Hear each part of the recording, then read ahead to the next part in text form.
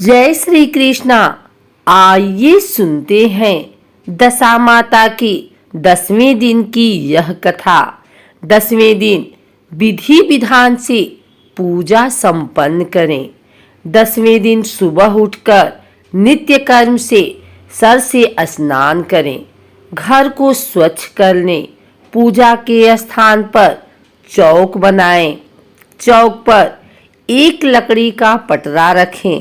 एक नोक वाले पान पर चंदन से दशा रानी का चित्र बनाएं। इस पान को पटरे पर रखें। गंडे को दूध में डुबाकर पान के ऊपर रख दें। हल्दी अक्षत से गंडे की पूजा करें। घी गुड़ बतासा का भोग लगाएं।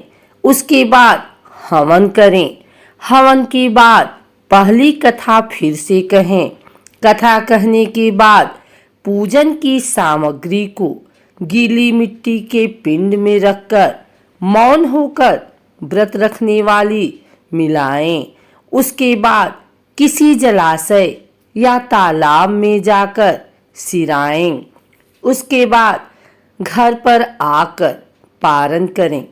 पारण के लिए जितना अन्न लें सब खा लें। थाली में कुछ भी नहीं बचना चाहिए। पारण के वक्त मौन रहें। थाली धोकर पी लें। जिस दिन दशा रानी का व्रत हो उस दिन जब तक पूजा न हो जाए किसी को कोई वस्तु यहाँ तक कि आग भी नहीं दी जाती है। पूजा के पहले उस दिन किसी का स्वागत भी नहीं किया जाता है। एक राजा था। उसकी 2 रानियां थी। बड़ी रानी की संतान नहीं थी। छोटी रानी के पुत्र था। राजा छोटी रानी और राजकुमार को बहुत प्यार करता था।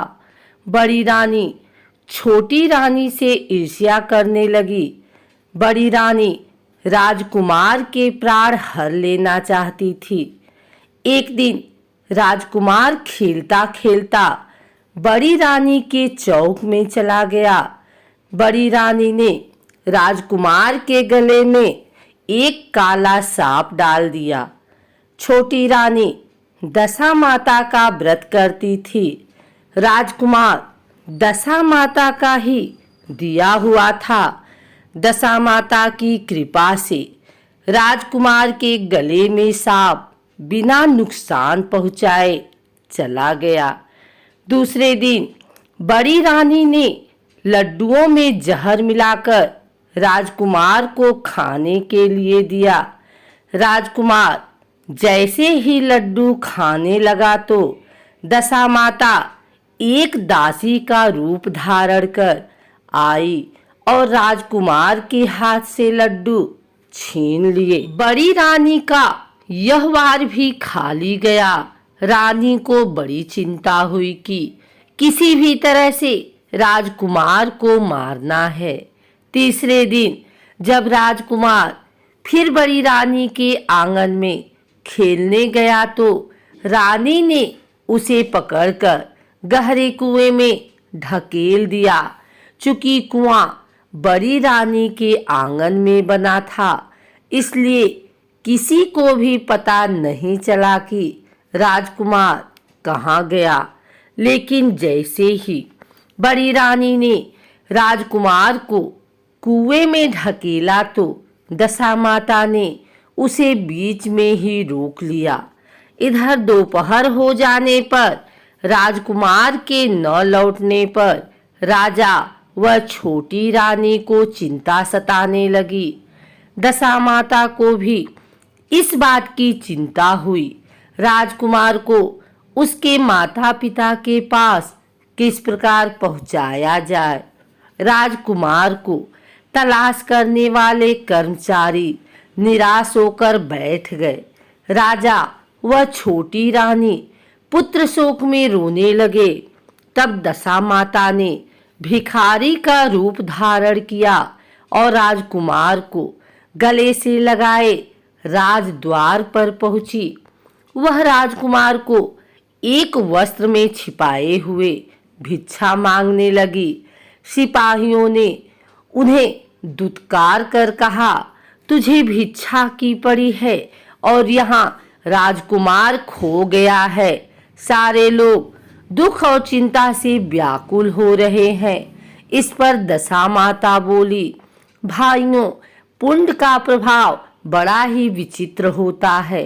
यदि मुझे भिक्षा मिल जाए तो संभव है कि खोया हुआ राजकुमार तुम लोगों को मिल जाए। यह कहकर देहरी पर पैर रखने लगी। सिपाहियों ने उन्हें आगे बढ़ने से रोका। उसी समय दशा माता ने बालक का पैर वस्त्र से बाहर कर दिया। सिपाहियों ने समझा कि कुंवर उनके हाथों में है, इसलिए उन्हें अंदर जाने दिया। दशा माता कुंवर को लिए हुए भीतर चली गई। उसने राजकुमार को चौक में छोड़ दिया और वापस चली गई।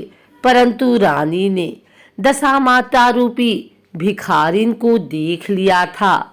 उसने कहा कि खड़ी रहो, और कौन हो तुम? तुमने 3 दिन मेरे बेटे को छिपा कर रखा था। तुमने ऐसा क्यों किया?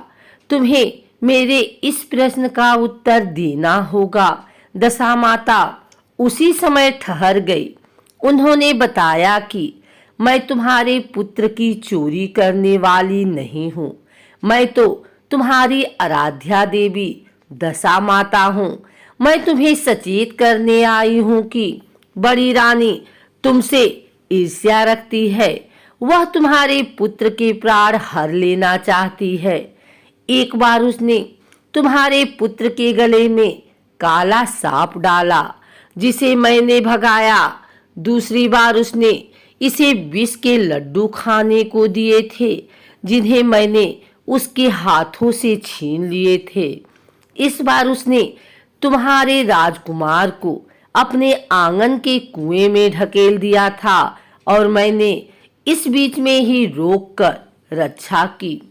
इस समय मैं भिखारिन के वेश में तुम्हें सचेत करने आई हूँ। यह सुनकर छोटी रानी दशा माता के पैरों में गिरकर क्षमा मांगने लगी।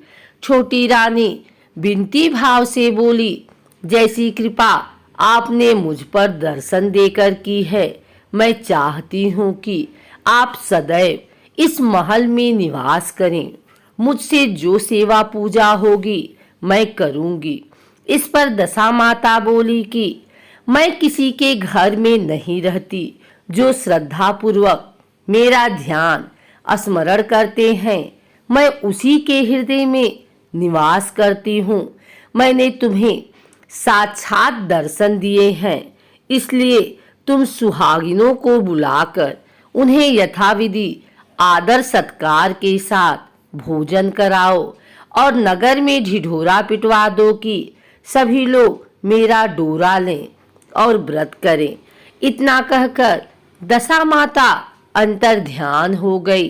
रानी ने अपने राज्य की सौभाग्यवती स्त्रियों को निमंत्रण देकर बुलाया और उपटन से लेकर शिरोभूषण श्रृंगार कर उनकी यथाविधि सेवा कर भोजन करवाया और दक्षिणा में गहने आदि देकर विदा किया। रानी ने अपने राज्य में ढिढोरा पिटवा दिया कि अब से सब लोग दशा माता का डोरा लिया करें।